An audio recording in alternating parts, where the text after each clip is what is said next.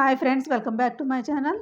నా వీడియో చూస్తున్న ప్రతి ఒక్కరికి చాలా చాలా థ్యాంక్స్ అండి. నేను ఈ వీడియోలో వచ్చేసి డాలర్ సింబల్‌లో ఎస్ గుర్తు ఉంటుంది కదండీ! అది ఎందుకు ఉంటుందనే దానికి సంబంధించి వీడియోలో తెలియజేస్తానండి.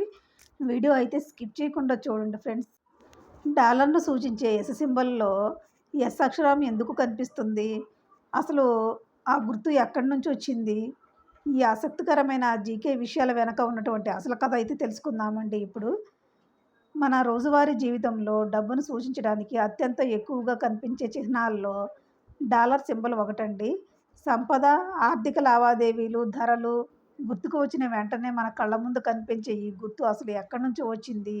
అమెరికా కరెన్సీతో పాటు చివరకు కంప్యూటర్ కీబోర్డులు, ప్రోగ్రామింగ్ భాషల్లో కూడా ఈ చిహ్నం ఎలా చేరిందో తెలుసుకుంటే ఆశ్చర్యపోవాల్సిందేనండి. ప్రపంచవ్యాప్తంగా అత్యంత గుర్తింపు పొందినటువంటి చిహ్నాల్లో డాలర్ సింబల్ కూడా ఒకటండి.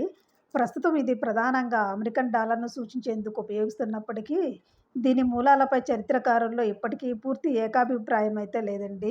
ఈ గుర్తు రూపుదిద్దుకున్నటువంటి విధానానికి సంబంధించి పలు సిద్ధాంతాలైతే ఉన్నాయండి.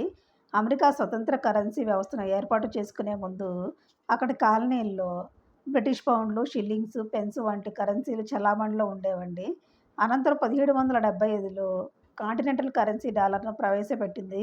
ఆ తర్వాత 1785లో అమెరికా కాంగ్రెస్ అధికారికంగా డాలర్‌ను స్వీకరించిందండి.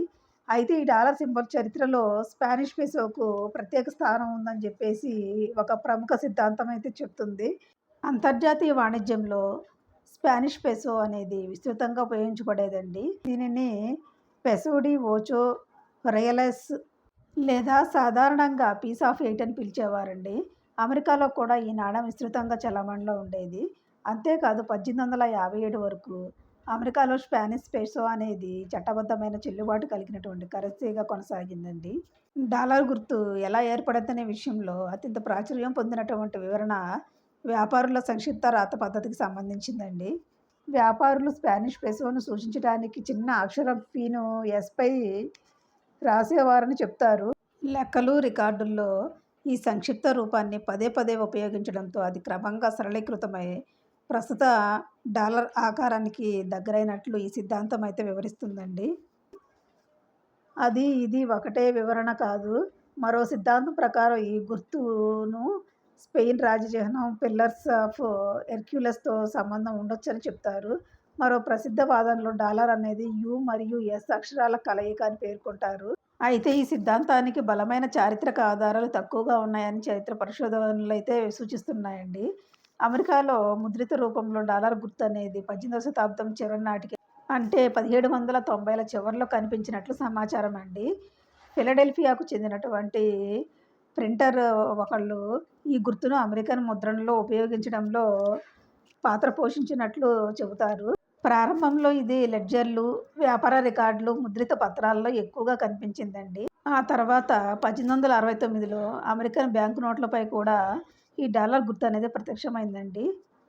కాలక్రమంలో ఈ చిహ్నం అమెరికన్ డాలర్‌కే పరిమితం కాలేదు. ప్రస్తుతం కెనడియన్ డాలర్, ఆస్ట్రేలియన్ డాలర్లతో పాటు కొన్ని పెసో కరెన్సీలను సూచించడానికి డాలర్ సింబల్‌ని యూజ్ చేస్తున్నారు.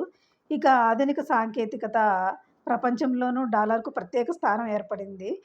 కంప్యూటర్ కీబోర్డ్‌లో ఈ గుర్తు అందుబాటులో ఉండటం వల్ల ఇది వివిధ ప్రోగ్రామింగ్ భాషల్లో కూడా విస్తృతంగా ఉపయోగంలోకి వచ్చిందండి. అంటే శతాబ్దాల క్రితం వ్యాపార లెక్కల్లో పుట్టుకొచ్చినట్లు భావించే ఈ చిన్న గుర్తు నేడు కరెన్సీ నుంచి కంప్యూటర్ కోడ్ వరకు తన ప్రయాణాన్నయితే కొనసాగిస్తుందండి. ఇదండి వీడియో అయితే. మీకు ఈ వీడియో గనక నచ్చితే తప్పకుండా లైక్ చేయండి. అలాగే షేర్ చేయండి. సబ్స్క్రైబ్ చేసుకోవడం మాత్రం మర్చిపోవద్దు friends. Thank you so much అండి.